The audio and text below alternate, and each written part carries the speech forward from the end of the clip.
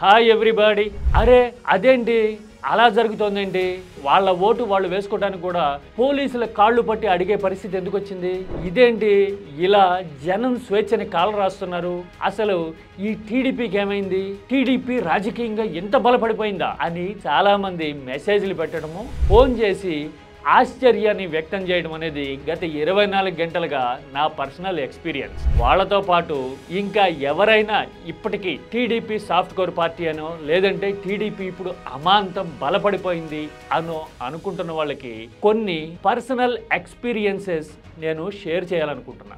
ఇందులో simple logic, నిజంగా బలపడి ఉంటే గనక బరి తెగింపు దాడులు చేయటం ఉండదు, భయపడిన పార్టీనే దాడులు చేస్తుంది కదా. మరి ఈ లెక్కన అసలు టీడీపీ రాజకీయం ముందు నుంచి ఎలా ఉంటుందో, ప్రొజెక్షన్ మాత్రం ఏం జరుగుతుందో మనం డీటెయిల్ గా చూద్దాం. This is key talks.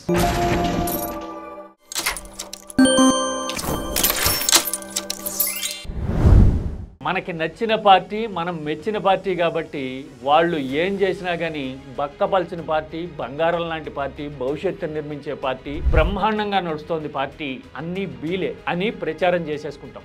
అదే ఎదుటివాడు న్యాయం కోసం నిలదీసినా కానీ రాజకీయం కాదు ఇది రౌడీయిజం, దూసుకొచ్చారు మీదకి అని రాసేస్తాం. ఎందుకంటే మీడియా మొత్తం మనదే కాబట్టి ప్రత్యర్థుల మీద అయితే గనక ఐరన్ కట్టెన్ వేసేస్తాము. మన వాళ్ళైతే మాత్రం ఎంత బరి తగ్గించినా కానీ సాఫ్ట్ కోర్, సెన్సిబుల్, జనం కోసం ఉన్నారు వీళ్ళు అన్నట్టుగా కలరింగ్ ఇచ్చేస్తాం. అందుకోసమే పులివెందుల్లో సన్నివేశాలు చూసి చాలా మంది ఇప్పుడు ఆశ్చర్యపోతూ ఉన్నారు, అవునా ఇదేంటి అని. నిజానికి ఇది పులివెందుల్లో జరగటమో లేదంటే ఇప్పుడు కొత్తగా జరుగుతున్న పరిణామమో కానే కాదు అని గ్రౌండ్ చెక్ ఉంటే గనక తెలుస్తుంది. నేను ఒక ఎగ్జాంపుల్ చెప్తా. కలిసి వచ్చే కాలంలో మన బరి తెగింపు ఏ రేంజ్లో ఉంటుంది అని చెప్పడానికి ఇది ఒక ఉదాహరణ. ఉమ్మడి గుంటూరు జిల్లాలో 2014 ఎన్నికల టైంలో వైసీపీ నాయకుల్ని కనీసం బూత్లో కూడా ఎంటర్ కానివ్వకుండా ఎమ్మెల్యేగా పోటీ చేస్తున్న అభ్యర్థిని కూడా దాడి చేసి భౌతికంగా గాయపడేలాగా చేసిన చరిత్ర రికార్డెడ్గా ఉంది. ఆ దృశ్యాలు అప్పట్లో నా వరకు వస్తే నేను ప్లే చేయడానికి రెడీ అయ్యా. కానీ మేనేజ్మెంట్ వైపు నుంచి వచ్చిన ఒత్తిడి వల్ల అవి ఆపాల్సి వచ్చింది ఆఖరి నిమిషంలో. అవి చూస్తే అవునా వారిని ఇంత బ్లేటెంట్గా ఉంటారా, ఇంత భయానకంగా ఉంటారా, ఇదేంటి సిచ్యువేషన్ ఇలా వచ్చింది అని చెప్పి ఎంక్వైరీ చేసుకుంటే వెంట్రుక వాసి మాత్రమే తేడా ఉంది, బొటాబొటి రాజకీయం నడుస్తోంది. అందుకని మధ్యాహ్నం నుంచి ఇలా దొరికిన వాళ్ళని దొరికినట్టు దాడి చేసుకుంటా పోయారు. వైసీపీని అడ్డుకోవడానికి ఇంతకంటే వాళ్ళ దగ్గర వేరే మార్గం లేకపోయింది అని నాకు ఫీడ్బ్యాక్ మా రిపోర్టర్ చెప్పాడు. తీరా చూస్తే ఆ ఎన్నికల్లో అలా దాడులు చేసిన మనిషి very minute, not even 4 digits, 3 digits తేడాతోనే బొటాబొటిగా బయటపడడం చరిత్ర. అంటే ఆ మాత్రం దాడి చేస్తే ఇంత వచ్చింది అంటే మామూలుగా చిత్తుగా ఓడిపోయే సిచ్యువేషన్ అనమాట. మరి ఇలాంటి ఎక్స్పీరియన్సెస్ ని చూసిన ఆ నియోజకవర్గం ఏం చేసిందో తెలుసా? 2019లో అదే వైసీపీ నాయకుడికి దాదాపు 35,000 మెజారిటీ ఇచ్చి కేక్ వాక్ తో గెలిపించింది.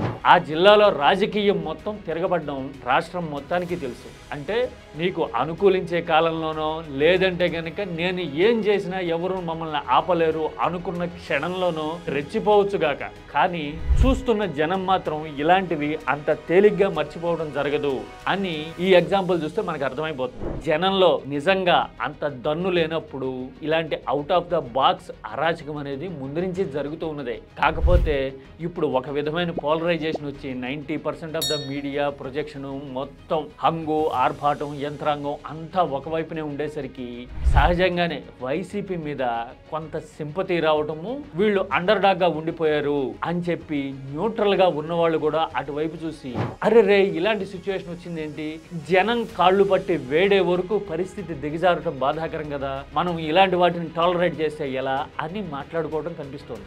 రాష్ట్ర ప్రజల ఆలోచనల్లో పులివెందులు తెచ్చిన మార్పు ఇది అని అనుకోవచ్చు. నేను చెప్పింది జస్ట్ ఒక ఎగ్జాంపుల్. ఆ ఎగ్జాంపుల్ కూడా ఎవరి గురించో మీకు అర్థమైపోయి ఉంటుంది ఇప్పటికే. ఇప్పుడు ఏదో అక్కడ జరిగిపోయింది అని రాజకీయం తలకిందులయ్యేది కానీ మిన్ను విరిగి మీద పడేది కానీ ఉంటుంది అనుకోవడానికి లేదు. ఏమంటారు? This is key talks.